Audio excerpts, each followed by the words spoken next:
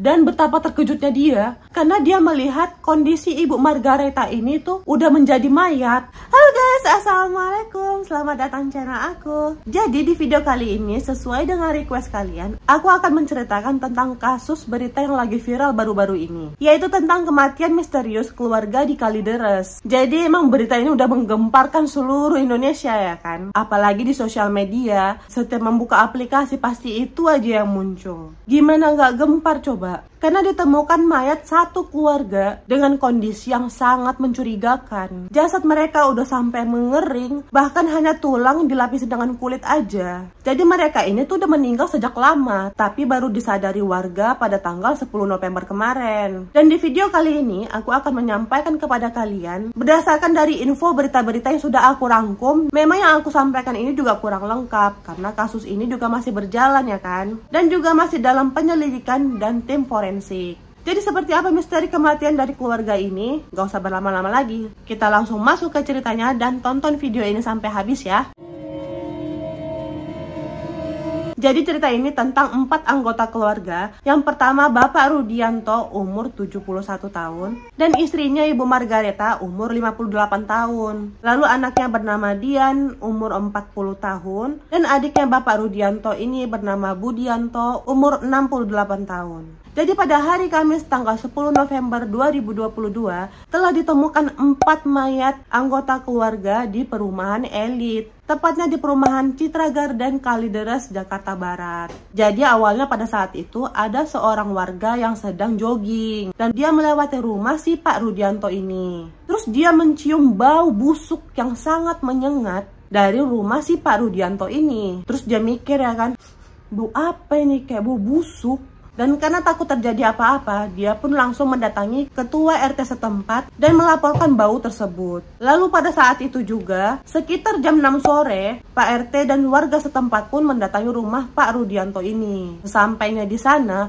emang baunya itu menyengat kali kata orang itu. Dan mereka pun memanggil Pak Rudianto itu dari luar. Pak Rudianto, Pak. Tetapi nggak ada sama sekali yang keluar. Karena semakin penasaran dan takut terjadi apa-apa juga, mereka pun akhirnya membuka paksa pintu pagar tersebut. Setelah berhasil dibuka pintu pagarnya, masuklah mereka ke dalam rumah ya kan. Dan ternyata pintu rumah Pak Rudianto ini juga terkunci. Dipanggil-panggil mereka lagi dari luar ya kan. Pak Rudianto. Tapi tetap juga nggak ada yang membuka pintu dan tak ada jawaban sama sekali dari dalam. Nah karena pintunya juga susah kali untuk dibuka, akhirnya mereka mencoba untuk mencongkel jendela. Nah pada saat itu ada yang coba mengintip ya kan. Dan betapa terkejutnya mereka karena mereka melihat ada mayat yang tergeletak di situ.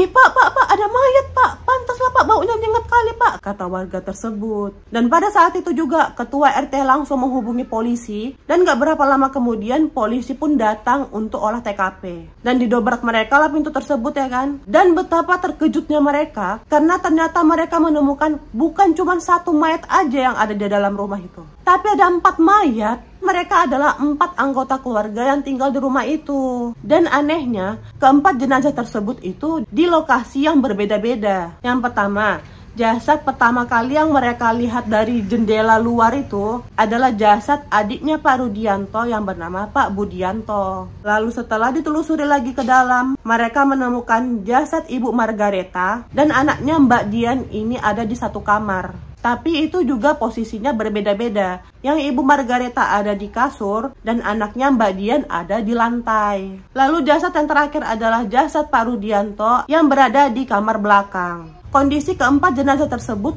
sudah mengering. Seperti yang sudah aku bilang tadi, cuma tulang dilapisi kulit aja. Berarti udah lama ya kan meninggalnya. Dan keempat jenazah tersebut langsung dibawa ke rumah sakit untuk diotopsi. Nah sekarang kita masuk ke hasil otopsinya ya.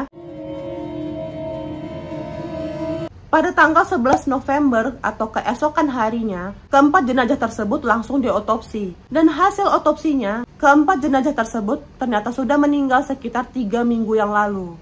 Tetapi waktu kematiannya itu berbeda-beda. Dan di tubuh mereka pun tidak ditemukan adanya bekas luka ataupun penganiayaan. Dan ini nih yang selalu jadi topik pembicaraan. Karena dokter juga menemukan lambung mereka itu kosong. Gak ada sisa-sisa makanan. Berarti artinya mereka itu tidak mengkonsumsi makanan dan minuman sejak berhari-hari. Sehingga membuat otot-otot mereka itu menjadi mengecil. Karena inilah berita ini sempat viral karena diasumsi kematian mereka itu disebabkan karena kelaparan. Dan hal ini juga diperkuat oleh seorang polisi yang bernama Pak AKP Syafri yang mengatakan iya memang di rumah mereka itu tidak ada ditemukan makanan, bahkan kulkas mereka itu benar-benar kosong, kata Pak AKP Syafri ini ya kan. Tetapi ada yang janggal juga, karena mereka itu bukan dari keluarga yang kekurangan, tinggalnya ada di perumahan elit ya kan. Jadi kayak nggak masuk akal gitu loh, nggak punya uang untuk membeli makan. Barang-barang mereka pun masih banyaknya yang berfungsi, bisa aja dijual ya kan untuk beli makan. Atau setidaknya bisa meminta kepada tetangga, ataupun menghubungi kerabat terdekat untuk meminjam uang lah setidaknya ya kan. Ya kayak kita aja, kalau kita lapar pun ya kan, pasti kita langsung berusaha berpikir bagaimana caranya untuk mendapat makanan. Entah jual apa kek, entah minjam dulu kayak sama teman ya kan. Nah inilah yang menjadi kejanggalan, karena nggak ada upaya dari mereka untuk meminta bantuan kalau memang mereka kelaparan. Nah bagaimana jika mereka memang sengaja untuk nggak makan dan minum? Sekarang kita masuk ke dalam latar belakang keluarga Kalideres ini ya. Jadi, pada tanggal 4 November 2022, sebenarnya tetangga-tetangga sekitar memang sudah mencium bau yang aneh, yang sangat menyengat dan busuk. Salah satunya tetangga sebelahnya yang bernama Pak Roy. Tetapi Pak Roy ini nggak menghiraukan karena dia pikir mungkin, oh itu bau bangkai tikus kali. Karena emang di sekitar perumahan itu memang banyak kali tikus.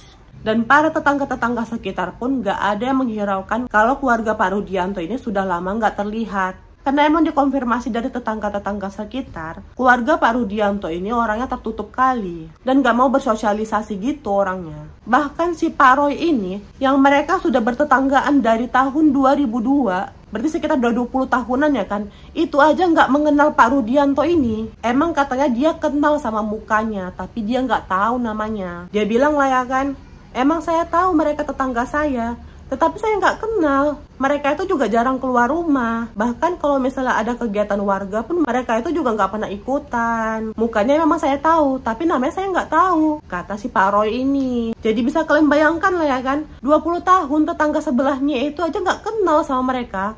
Saking tertutupnya kali lah keluarganya ini.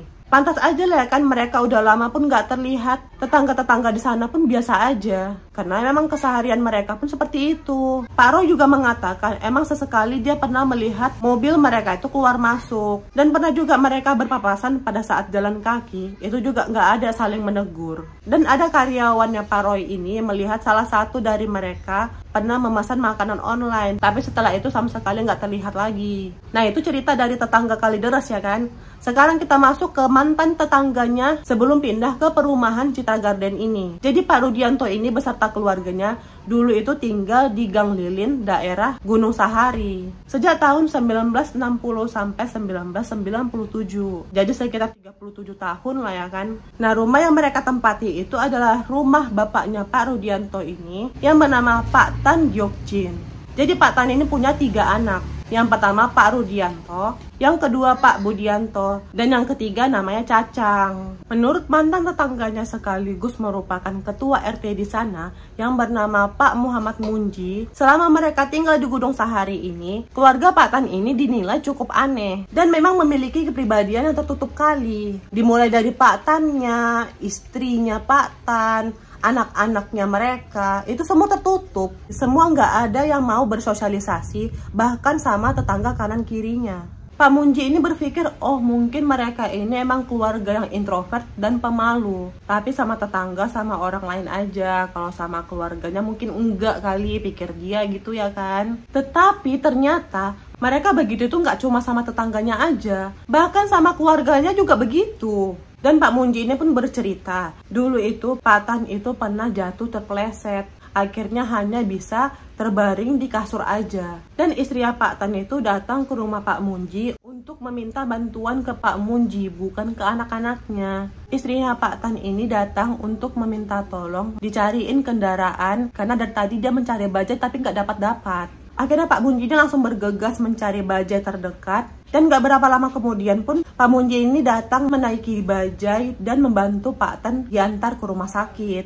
Terus anak-anaknya ini kemana? Di rumah. Tapi nggak ada sama sekali mereka ikut membantu bapaknya ini diantar ke rumah sakit. Dan nggak cuma sekali dua kali loh ini istri Pak Tan minta tolong. Sering kali. Padahal anak-anaknya itu ada di rumah. Seenggak pedulinya gitu loh mereka. Kalau masih kecil masih wajar ya kan. Mungkin nggak ngerti mereka. Ini udah besar-besar. Bahkan Pak Rudianto itu pun udah menikah. Udah punya anak lagi. Dan mereka pun tinggal di Gunung Sahari itu bersama Pak Tan. Tapi istri dan anak-anak itu pun sama aja. Gak ada sama sekali yang peduli sama kesehatannya Pak Tan. Padahal menantu ya kan. Setidaknya menghargai mertuanya gitu loh. Nah setelah diantar ke rumah sakit, gak berapa lama kemudian Pak Munji pun mendengar kabar bahwa Pak Tan ini akhirnya pun meninggal dunia. Karena dia tahulah bagaimana cuek dan tidak pedulinya anak-anaknya ini terhadap bapaknya. Si Pak Munji inilah yang mengurus semua administrasi pemakaman dan lain-lain. Tetapi sebenarnya meskipun keluarganya begitu, anaknya Pak Rudianto ini sebenarnya agak berbeda sendiri dari mereka. Menurut keterangan sahabat kecilnya Mbak Dian yang bernama Fitri, itu dia mengatakan bahwa si Mbak Dian ini orangnya baik kok, suka berbagi walaupun orangnya memang agak sulit bergaul. Lalu setelah Pak Tan meninggal, gak berapa lama kemudian istrinya Pak Tan pun akhirnya juga meninggal. Diduga karena kelelahan saat mengurus Pak Tan lagi sakit. Karena kan emang istrinya sendiri yang ngurus. Dan sangat bersedih karena kehilangan Pak Tan. Jadi kondisinya semakin lama semakin menurun. Sampai akhirnya juga meninggal dunia. Nah sejak meninggalnya kedua orang tua mereka, akhirnya mereka pun menjual rumah warisan tersebut. Dan membeli rumah di perumahan Citra Garden Kalideres. Pak Budianto, adiknya Pak Rudi itu pun ikut tinggal bersama mereka di Kalideres juga. Dan sejak itu Mbak Fitri, sahabatnya Mbak Dian ini sama sekali nggak pernah komunikasi lagi dengan Mbak Dian. Sampai akhirnya dia mendapatkan kabar bahwa Mbak Dian ini telah meninggal dunia bersama keluarganya. Karena keterangan dari tetangganya hampir sama semua, akhirnya polisi berhasil mengidentifikasi adiknya Ibu Margareta yang bernama Riz Astuti. Ibu Riz dan suaminya Bapak Handoyo ini akhirnya dipanggil ke Kapolsek Kalideres untuk diinterogasi. Ibu Riz ini kami menemukan jasad kakaknya ibu beserta keluarganya meninggal secara misterius. Bisa nggak ibu menceritakan kepada kami bagaimana kedekatan ibu dengan Ibu Margaret ini? Dan apakah Ibu Margaret ini pernah menceritakan sesuatu hal yang janggal gitu nggak Bu? Dan jawaban dari Ibu Riz ini pun sangat mengejutkan sekali. Karena ternyata Ibu Riz ini mengaku dia sudah lama tidak komunikasi dengan Ibu Margareta, kurang lebih itu ada 5 tahun. Bahkan suaminya Bapak Handoyo ini juga tidak pernah komunikasi dengan keluarga Ibu Margaret ini selama 20 tahun. Gimana sih keluarga ini ya kan ya? Dan jawaban yang sama pun dia sampaikan saat ditanyain sama wartawan. Ternyata mereka kakak beradik nggak sedekat itu. Terus ditanyakan sama polisi ya kan, kok bisa Bu nggak komunikasi selama 5 tahun? Apakah ada masalah ibu sama Ibu Margareta? Enggak kok Pak, kami baik-baik aja. Dulu memang sering kami Pak komunikasi, bercanda. Tapi memang sekarang udah tertutup kali kakak itu Pak. Makanya kami jadi jarang komunikasi. Dan Pak Handoyo ini juga menambahkan, gak mungkin lah Pak mereka itu nggak punya uang untuk makan. Orang itu keluarga yang berkecukupan kok Pak.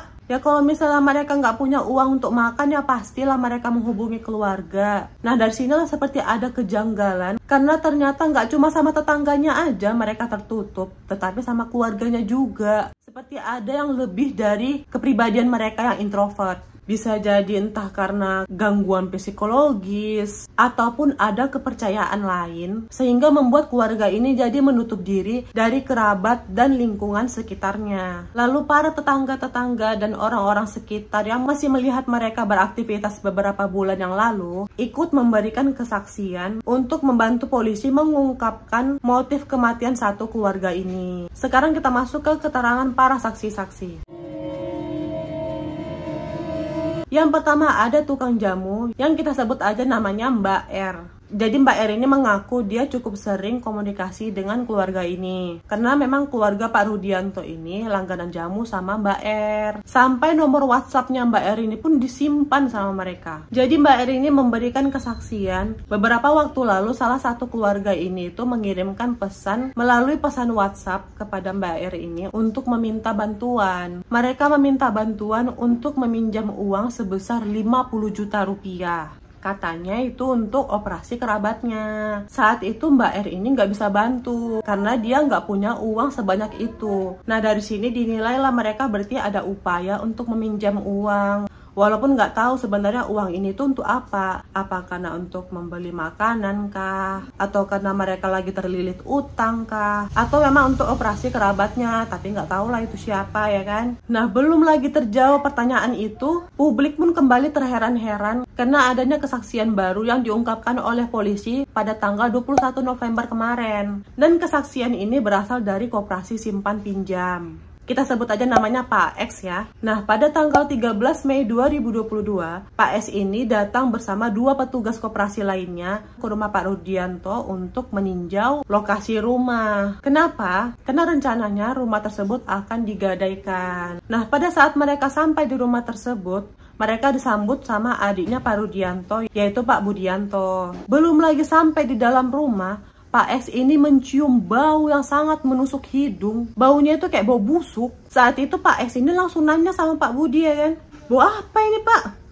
Bau kali busuknya, bau kali busuknya. Bau apa ini Pak? Busuk kali baunya, kata dia sambil menutup hidung ya kan. Oh itu got depan Pak, udah lama mau saya bersihkan tapi lupa-lupa terus, kata Pak Budinya gitu. Oh yaudah lah ya kan, gak mau lah terlalu dibahas sama mereka karena agak sensitif gitu pembahasannya. Dan si Pak S ini pun meminta untuk bertemu dengan Ibu Margareta karena sertifikat rumahnya itu kan atas nama Ibu Margareta. Jadi sekalian untuk minta tanda tangan lah gitu ya kan. Saya mau bertemu dengan Ibu Margaretanya, apa Ibu Margaretanya ada di rumah? Kata si Pak X. Terus si Dian langsung menjawab, oh ada kok Pak, itu ada di kamar tapi lagi tidur katanya. Oh yaudah Bu, bisa diantarkan kita ke kamar, kata si Pak X ini ya kan. Diantar tuh si Pak X sama Mbak Dian ke kamar. Dan pada saat kamar itu dibuka, Pak X ini langsung mencium bau busuknya lebih menyengat lagi daripada yang di depan gerbang tadi. Dan keadaan kamar itu bener-bener gelap. Terus si Dian langsung ngomong ya kan, lampunya nggak usah dihidupkan ya Pak, ibu saya soalnya agak sensitif sama cahaya, kata dia gitu. Oh iyalah, kata si Pak X ya kan. Tetapi pada saat itu si Pak X mencoba untuk membangunkan si Ibu Margareta karena memang harus persetujuan pemiliknya ya kan. Dan meminta tantangan juga. Bu, maaf Ibu Margareta. Bu, tapi Bu Margareta itu nggak bangun-bangun. Nah, kan udah dipanggil berkali-kali, si Pak S ini pun mencoba untuk menyentuh tangannya Ibu Margaret sambil membangunkannya. Dan pada saat si Pak S ini menyentuh tangannya, dia ngerasa aneh karena kok lembek kali. Dan Pak S pun langsung menyalakan lampu flash HP-nya. Dan betapa terkejutnya dia karena dia melihat kondisi Ibu Margareta ini tuh udah menjadi mayat. Astagfirullah, ini mayat Bu, kata Pak X ini ketakutan ya kan. Dan dia langsung berniat untuk membatalkan simpan pinjam ini. Tetapi pada saat itu si Dian langsung menyangkal ya kan, Pak, ibu saya ini masih hidup loh, tiap hari masih aku kasih susu kok Pak, kata Dian ya kan sambil menyisir rambut si ibunya. Dan si Pak X itu melihat rambutnya itu pada rontok semua. Tiba-tiba si Pak Budianto itu datang lah ya kan, karena ngelihat si Pak S ini udah ketakutan. Pak, tolong Pak jangan kasih tahu siapa-siapa ya Pak. Jangan sampai ada yang tahu tentang ini ya Pak. Dan si Pak S ini pun setuju untuk tidak memberitahu siapa-siapa. Itu juga lah yang disayangkan sama polisi. Kenapa si Pak S ini nggak langsung melaporkan ke polisi tentang kejadian tersebut. Lalu kesaksian selanjutnya datang dari petugas Jentik Jumantik. Jadi petugas Jentik Jumantik ini ditugaskan untuk memeriksa air di setiap rumah warga-warga. Apakah ada jentik nyamuk yang akan menjadi nyamuk Aedes aegypti di air atau di bak-bak mandi warga di sana. Jadi diperiksa lah itu secara rutin ya kan.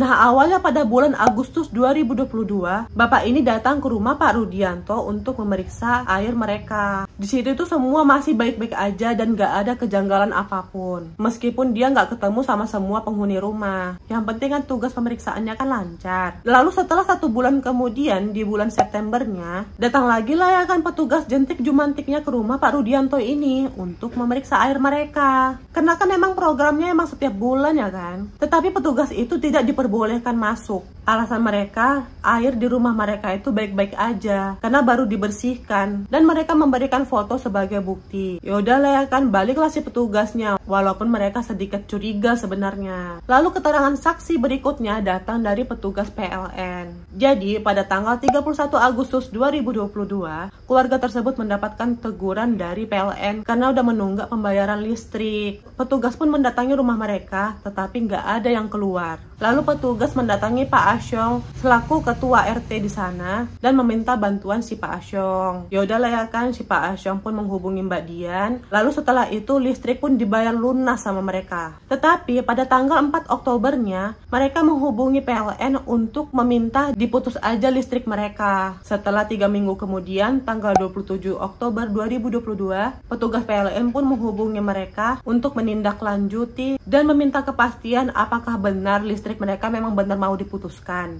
Tapi mereka sama sekali nggak ada yang bisa dihubungi. Lalu pada tanggal 9 November, sehari sebelum ditemukan jasad mereka, petugas PLN ini pun datang ke rumah Pak Rudianto untuk memutuskan listrik mereka karena mereka juga menunggak lagi kan pembayarannya. Nah pada saat itu mereka udah mencium bau busuk yang sangat menyengat, tapi nggak dihiraukan sama mereka karena mereka fokus untuk memutuskan aliran listriknya aja. Tapi sebenarnya dari kesaksian-kesaksian ini kita jadi tahu ya kan, waktu meninggalnya mereka itu berbeda-beda. Pertama meninggal 1, terus meninggal 2, habis itu meninggal 3, terus meninggal keempatnya. Makanya kondisi pembusukan mayat tersebut itu berbeda-beda, kata si ahli forensik. Tapi yang jadi pertanyaan, orang yang terakhir meninggal berarti dia yang menghubungi petugas PLN untuk diputuskan listrik mereka ya kan? Tapi kenapa dia kok nggak ada ngelapor bahwa keluarganya ada yang meninggal? Kok malah dia diam aja sambil menunggu giliran dia yang meninggal ya kan? Berarti kan dia tinggal bersama mayat-mayat keluarganya ya kan? Masa iya sih karena kelaparan? Jadi semakin gak ketemu nih jawaban tentang kematian mereka. Makanya dari sini banyak orang-orang yang berasumsi sama kematian misterius keluarga ini. Dan muncullah teori-teori dan konspirasi tentang kematian mereka.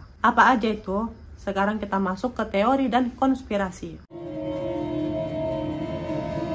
Nah, dari kejanggalan-kejanggalan yang ditemukan ini menimbulkan banyak spekulasi dari berbagai pihak. Banyak masyarakat yang mempertanyakan tentang kematian mereka. Apakah benar karena kelaparan seperti yang di awal diberitahukan oleh polisi? Tetapi polisi juga mengatakan bahwa di rumah mereka ditemukan banyak kali sampah sampai menggunung. Mungkin ada kali 6 bulan sampah itu nggak dibuang-buang. Dan ditumpukan sampah-sampah itu ditemukan sampah-sampah organik, nota-nota dari pesanan makanan delivery. Jadi nggak mungkin lah ya kan mereka nggak punya uang untuk beli makan. Bisa kok mereka pesan makanan dari aplikasi online. Makanya itulah banyak yang berasumsi mereka sengaja melaparkan diri, tidak makan dan minum sampai meninggal.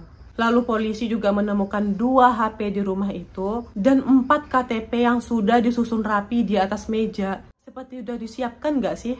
Dan ini nih, ada benda-benda aneh yang menarik perhatian masyarakat. Yaitu ditemukannya 1 mangkok kapur barus yang diletakkan di atas meja makan. Lalu ada juga lilin-lilin yang berwarna merah, letaknya juga nggak jauh dari mangkok kapur barus tersebut. Dan yang terakhir ada banyak bedak bayi, sekitar sebanyak 2 kardus lah itu, yang berserakan di dekat dapur tersebut. Lalu ada yang berasumsi, oh mungkin kapur barus dan bedak bayi itu untuk menyamarkan bau-bau mayat mereka. Tapi ada juga yang ngerasa janggal ya kan, kenapa kalau memang untuk menyamarkan bau kok nggak ditaburin di tubuh mayat tersebut? Dan ada juga teori yang mengatakan bahwa mereka ini memang sudah menyiapkan semua barang-barang tersebut dan sengaja tidak makan dan minum sampai meninggal. Lalu tidak makan dan minum ini dikaitkan dengan sekte tertentu Jadi menurut Pak Handoko Gani, seorang pakar forensik, keluarga ini itu diduga menganut kepercayaan Santara. Jadi apa itu Santara?